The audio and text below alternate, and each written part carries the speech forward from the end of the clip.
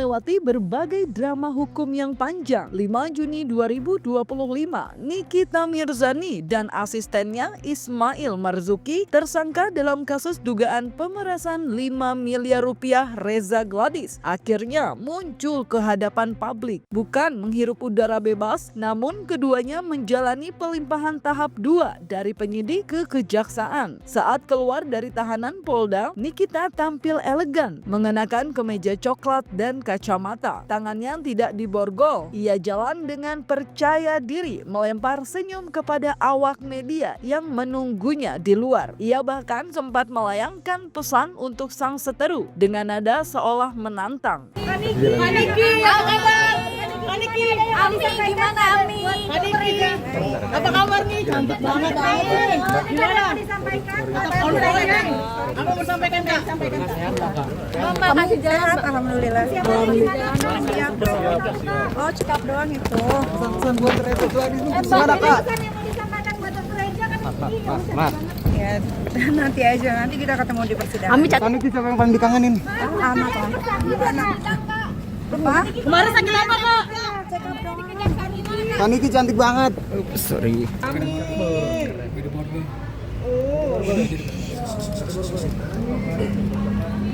Ami sehat. Kata-kata. Sehat Kak. Sehat sama Pesami Kak. Sehat kan Niki?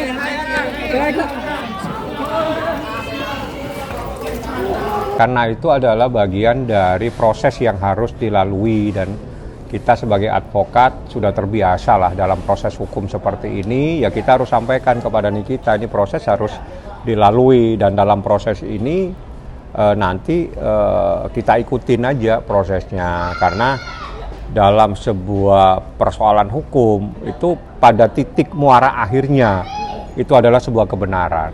Ya, kebenaran itulah yang kita akan cari di dalam perkara ini dan saya yakin berdasarkan fakta-fakta yang kami temukan, saya yakin apa yang menjadi dugaan adanya tindak pidana pemerasan itu insya Allah tidak mungkin bisa dapat dibuktikan di dalam persidangan. Berbeda dengan Nikita, Mail Syaputra mengalami perlakuan yang lebih ketat. Sejak keluar dari tahanan Polda, tangannya sudah diborgol. Bahkan borgol itu tetap terpasang saat ia dibawa ke Kejari Jakarta Selatan hingga akhirnya dipindahkan ke Rutan Cipinang untuk menjalani masa penahanan lebih lanjut. Kontras perlakuan tersebut menjadi sorotan publik. Mengapa Nikita Mirzani tidak diborgol sejak awal, sementara Mail Syaputra harus menghadapinya sejak keluar dari tahanan Polda? Mail, gimana Mail? Bajunya lihat bagus kan? Ah, sengaja. Gimana kabarnya nih Bang Mail? Baik, lihat. Makin sumringah nih. Ya kan? Ada pesan-pesan buat Happy banget. ada pesan-pesan buat RJ. Ada pesan-pesan buat Reza Nggak Gladys. ada pesan-pesan sampai ketemu di pengadilan aja. Ini Mail sampai ya guys. Borgol. Oke, Mail sampai guys. Mail. Apa kabar, El? Mail. Sehat Bang Mail? Mail gimana pengalamannya di dalam Mail? Pengalamannya gimana Mail? Kata-kata gimana, Bang Mail?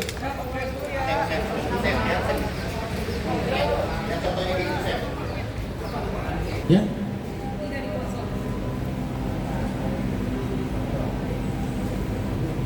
Nanti akan kita cek lagi untuk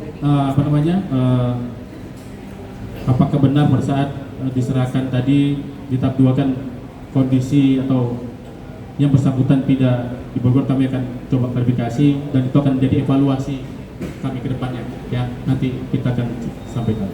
Perjalanan hukum Nikita Mirzani pun berlanjut. Setelah keluar dari Kejari, ia akhirnya mengenakan rompi tahanan dan untuk pertama kalinya tangannya diborgol saat dibawa ke Rutan Pondok Bambu untuk menjalani penahanan selama 20 hari ke depan. Ekspresi Nikita pun tampak berbeda, seolah tak lagi ada senyum dan berusaha untuk menghindari pertanyaan wartawan.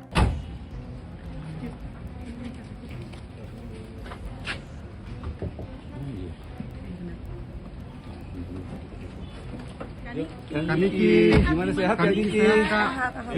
Gimana Kak? Semangat ya Kak. Semangat Kak. Kaniki. Gimana Kak?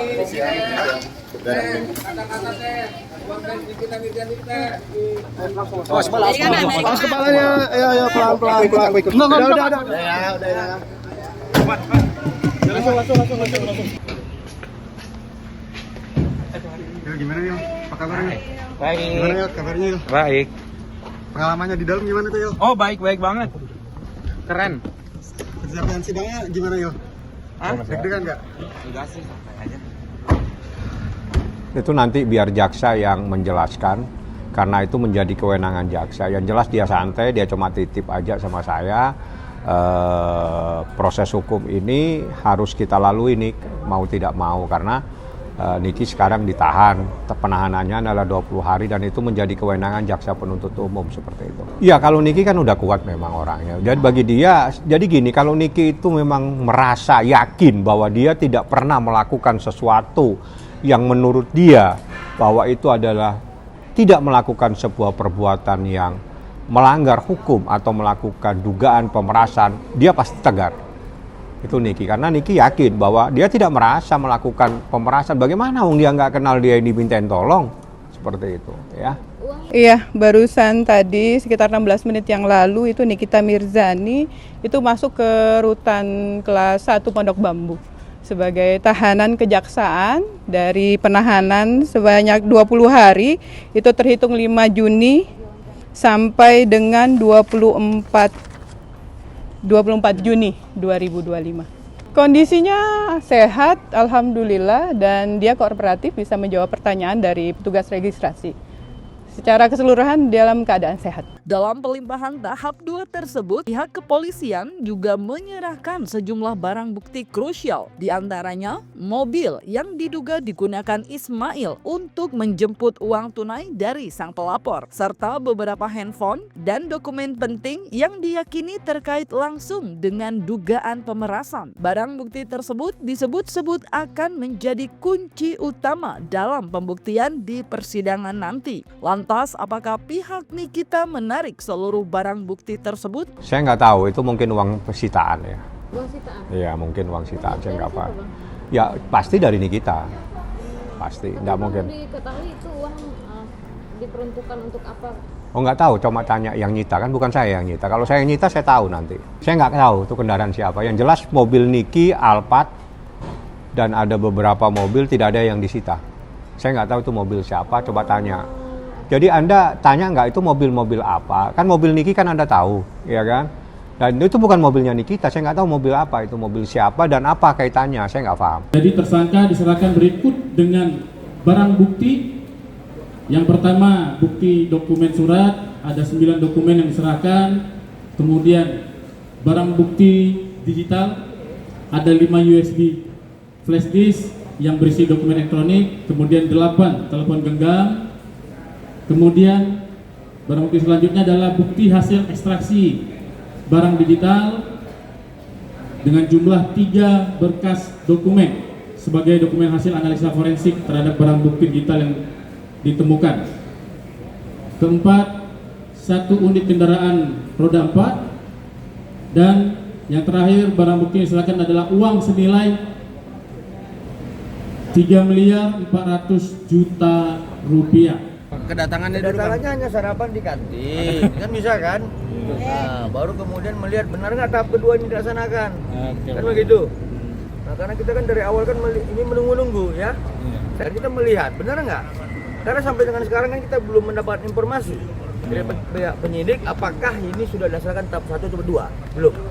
Kita lihat ya. Kepala Rutan Pondok Bambu, Nebi Fiarleni, mengungkapkan bahwa Nikita Mirzani akan masuk ke blok khusus Mapenaling, yaitu masa awal pengenalan lingkungan di dalam rutan. Ia juga menegaskan bahwa ibu 3 anak tersebut akan mendapatkan perlakuan yang sama dengan tahanan lainnya. Nikita pun akan satu sel bersama dengan sesama narapidana dan wajib mengikuti SOP serta kegiatan di dalam rutan. Kalau SOP-nya selama di rutan Pondok Bambu, dia akan masuk ke blok khusus Mapenaling, itu paling lama 1 bulan. di mana pengenalan adalah masa awal pengenalan lingkungan di rutan Pondok Bambu. Setelah itu baru dimasukkan ke blok yang lain. Digabung dengan tahanan? Digabung dengan tahanan yang lain, tidak sendiri. Ini bakal datang ini ada sekitar 3 orang, mungkin 4 orang, mungkin bisa jadi hari ini akan masuk. Ini yang masuk 9 orang, tapi masuk ke kamar kalau itu minimal 2 orang dimasukkan ke dalam. Kalau ini baru tahanan kejaksaan, belum tahanan ke pengadilan. Berarti 20, 30, 50 hari ditambah perpanjangan lagi 30 kalau TPPU kan itu udah 30 berarti masih 120 hari. Iya, 30 berarti 60 120 hari berarti. Lebih lanjut, ia menegaskan bahwa selama masa Mappenaling, Nikita Mirzani tidak diperbolehkan untuk menerima kunjungan dari keluarga atau kerabat, kecuali kuasa hukum yang diberi kuasa mendampinginya. Tak main-main, pihak kejaksaan telah menyiapkan 6 jaksa penuntut umum untuk menyusun dakwaan dan menangani kasus di persidangan. Jumlah jaksa yang diturunkan mengindikasi bahwa kasus tersebut dianggap serius dan berpotensi menjadi persidangan yang panjang dan kompleks. Lantas, benarkah pihak Nikita Mirzani sudah menyiapkan strategi untuk melawan pihak Reza Gladys di pengadilan? Tidak boleh. Yang ada hanya sampai dengan Mappenaling selesai, baru kalau kecuali pengacara ya. Kecuali pengacara. Ya, hak-haknya beliau kan harus kalau dikunjungi pengacara kan sudah haknya beliau. Kemudian kalau dikunjungin keluarga, kalau memang sudah lewat dari masa Mappenaling baru bisa dikunjungi oleh pihak keluarga. Gitu. Sampai dengan maksimal 1 bulan. Iya, maksimal 1 bulan. Belum boleh besok. Sudah, kalau sudah 1 bulan ke depan sudah bisa. Iya, iya belum. Jadi kalau yang lain ya tetap beliau harus sesuai dengan SOP yang ada di sini. Harus menjalani itu semua. Harus taat pada aturan yang ada di rutan Pondok Bambu. Alat-alat bukti yang berkaitan untuk membuktikan bahwa tindak pidana itu benar terjadi dan pelakunya dilakukan adalah yang melakukan tindak pidana tersebut adalah saudara dengan inisial IM dan NM. Selain itu apa lagi yang disusun? Saya nggak tahu. Saya nggak paham. Selain terkait menyangkut pemerasan, ini kan ada pasal yang sudah dibacakan juga oleh pihak kejaksaan terkait TPPU-nya, Bang. Ya nanti dibuktikan aja. Buktikan aja lah, karena yang namanya sangkaan, yang namanya laporan, sangkaan, dan dakwaan itu adalah sebuah hal yang masih belum final. Jadi harus bisa dibuktikan. Proses pembuktiannya adalah di persidangan. Nanti kita akan ungkap seperti apa.